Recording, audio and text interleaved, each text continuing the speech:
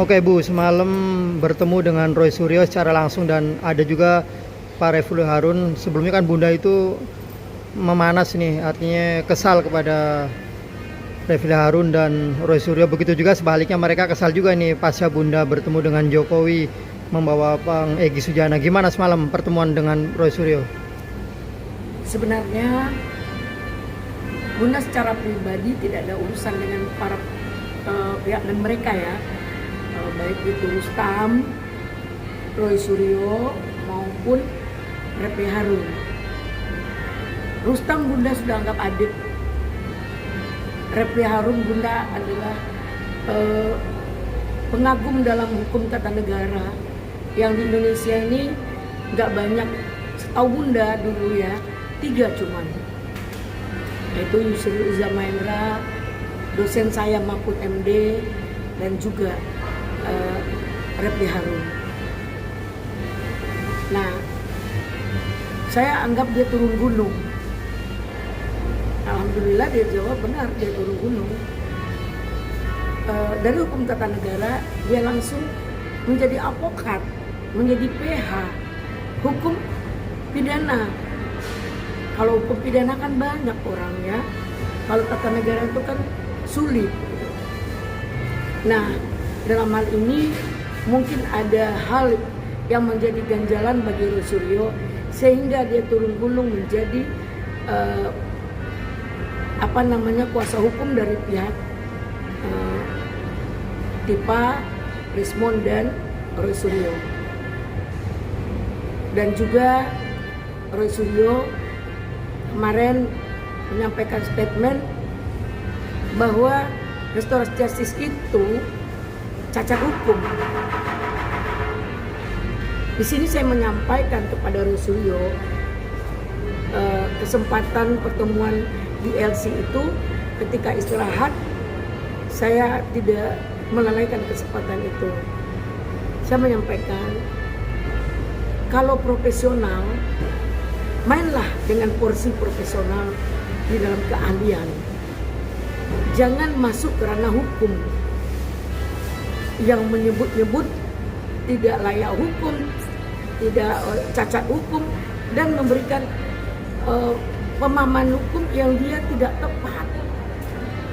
Dia itu hanya mendengar dari PH-nya mungkin, atau dia cuma membaca. Demikian juga Roy Suryo. Saya melihat mereka tidak ada mengedukasi yang terbaik kepada kliennya, yaitu para pengacara dari pihak mereka. Kenapa? Pahami dulu. Ada KUHP, perpindahan KUHP lama dan KUHP baru itu 361 ya. Itu adalah silakan baca perpindahan hukum itu. Nah, saya di sini jujur, saya berargumen boleh, tapi tidak pandai bicara, kurang lah, ya. Tidak seperti mereka.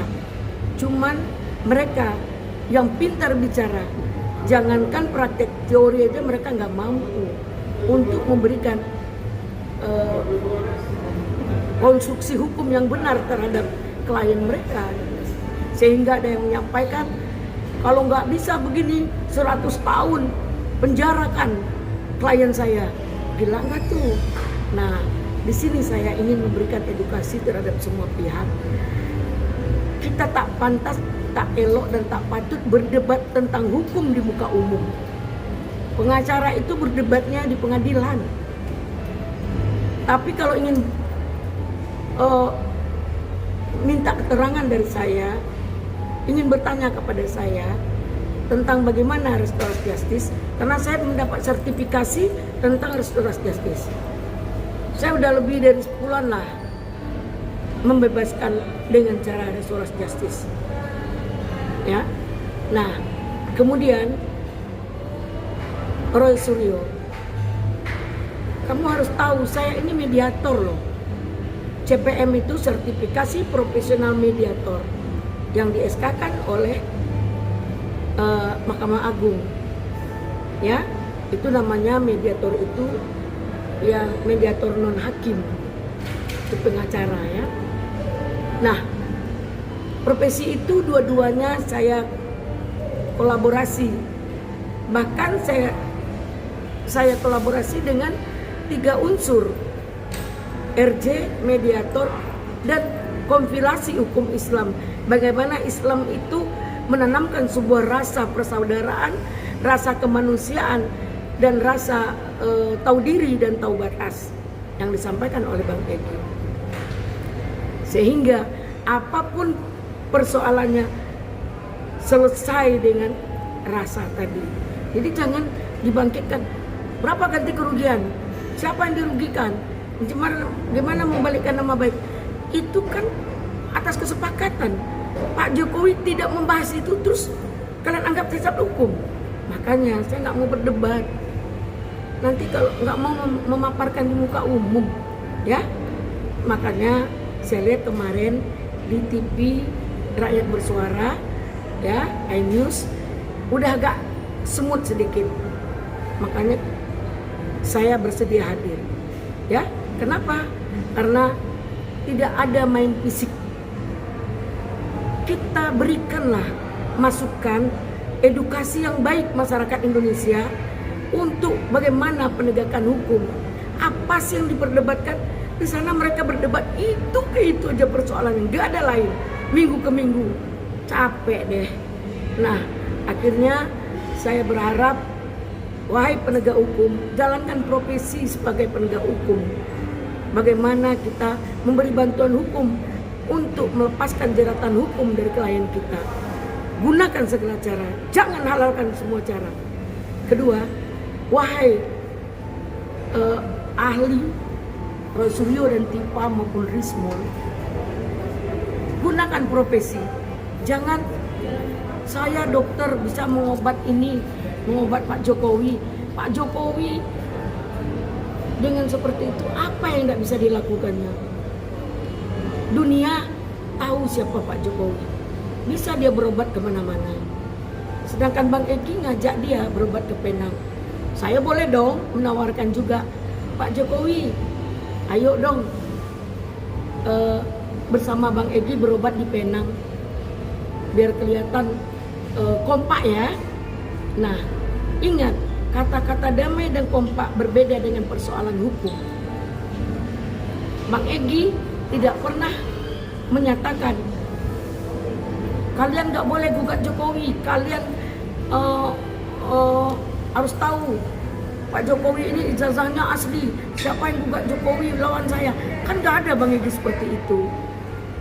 Bang Egy murni mengadakan perdamaian tanpa ada minta maaf atas kesalahan yang dituduhkan, ya. Jadi kalau tentang pasal 310, 311 pasal lama, kalau tidak salah saya 437 atau berapa ya pasal yang baru, itu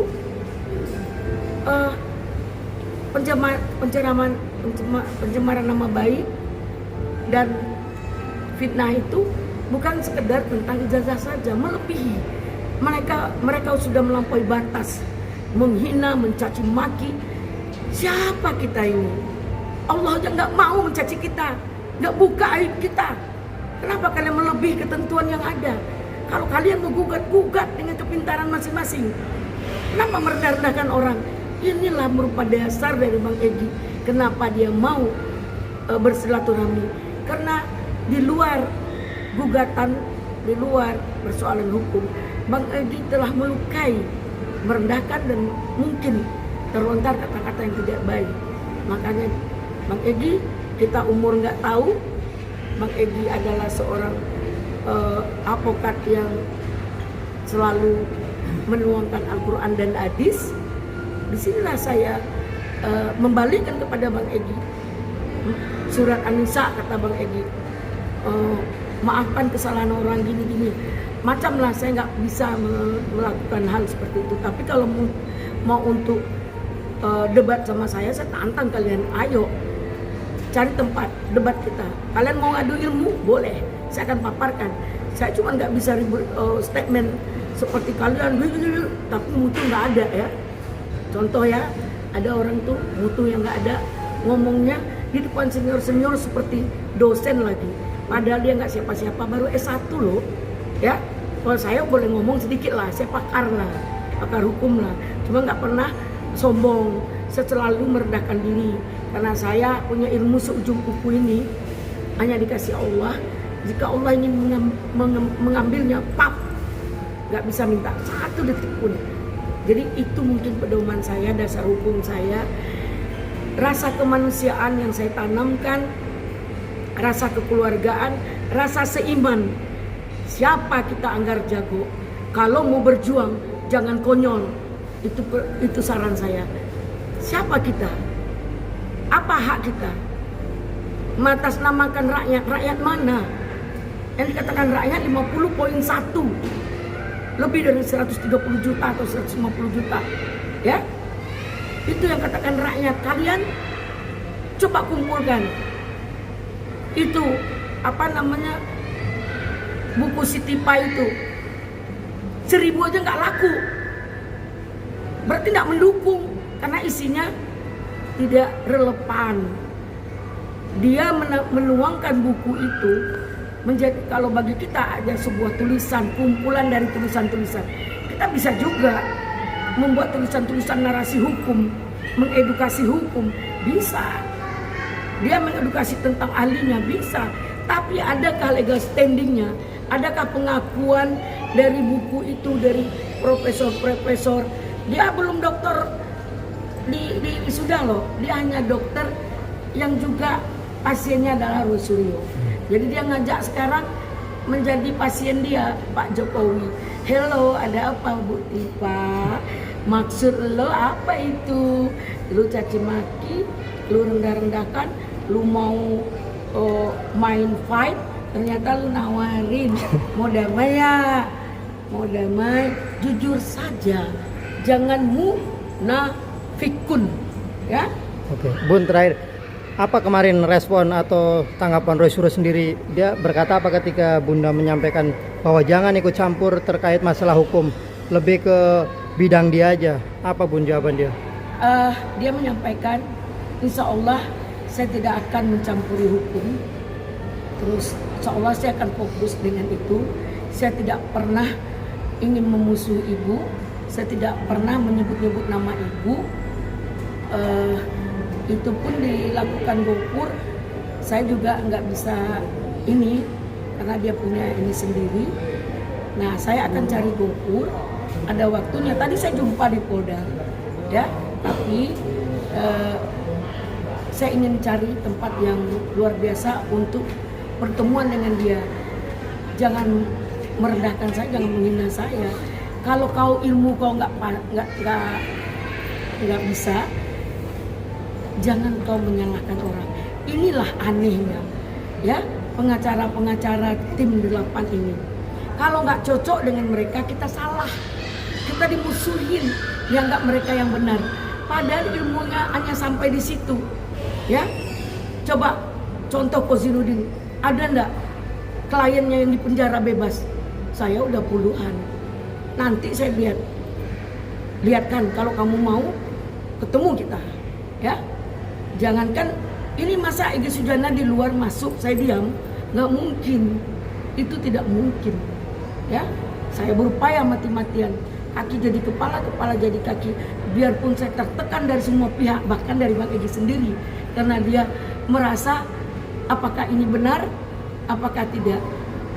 Pertimbangan bagi Bang Egy cukup dalam, jadi Bang Egy tidak akan menyesal terjadinya peristiwa ini, karena sudah minta kepada Allah Subhanahu wa taala, ya Allah, jika ini besar manfaat mudahkan, jika besar mudarat halangi. Nah, saya menyampaikan ridho Allah itu sangat luar biasa, tidak akan gugur satu helai daun pun tanpa izin kepada Allah. Apapun yang terjadi pada saya, Egy Sujana, Damai Hari Lubis, itu tetap dalam perlindungan Allah Subhanahu wa taala dan menyangkut kepada kehendak Allah, karena kita minta petunjuk terhadap Allah. Jangan kalian rendahkan kami, jangan kalian ganggu kami, berbuatlah apa yang kalian mau, apa yang kalian suka. Kami tidak akan menyalahkan, kami tidak akan mengurus, tidak penting ya. Tapi kalian jangan urus dan usir kami. Siapa yang merendahkan Egy Sujana berarti merendahkan saya sebagai pengacaranya, sebagai utusan dari keluarganya. Saya juga akan lakukan upaya hukum. Kalau kalian tidak paham, diam. Kalau nggak, tanya saya tentang restoratif justice. Saya pertanggungjawabkan dan saya tantang kalian tentang restoratif justice. Terima kasih Roy Suryo yang telah memberikan rasa damai di antara kami malam tadi di LC, dan juga saudaraku adindaku Refli Harun. Tadinya saya melihat dia juga nggak enak, tapi tetap saya tegur sapa walaupun saya nggak punya chemistry dengan mereka, tapi mereka menghormati, saya lebih menghormati, dan juga siapa itu Rustam. Rustam merasa mungkin ditinggalkan Bang Egy atau seperti apa. Ayo Rustam, karena semua dari Bang Egy kembalikan kepada Bang Egy. Karena Bang Egy sudah mendapat SP3, Bang Egy harus mengupayakan Rustam, Bang Rizal, dan juga Kurnia harus dapat SP3 dengan landasan hukum. Nggak perlu ke tempat Pak Jokowi. Dengan landasan hukumnya apa? Rustam sama dengan Damai Hari Lubis karena tidak terlapor, ya, tersangka. Dan Kurnia sama juga dengan Bang Egy, seorang pengacara yang polos. Dia pintar, tapi dia polos, tidak ngerti dengan politik, ya. Ini politik tingkat tinggi loh, masalah ijazah palsu ini. Jadi hukum dan politik itu tetap berbarengan. Jadi ketika hukum berbicara, itu pasti ada due process of law. Tapi ketika politik berbicara, semua tidak akan bisa kita lakukan upaya due process of law. Karena politik itu hukum itu lahir di sebuah politik.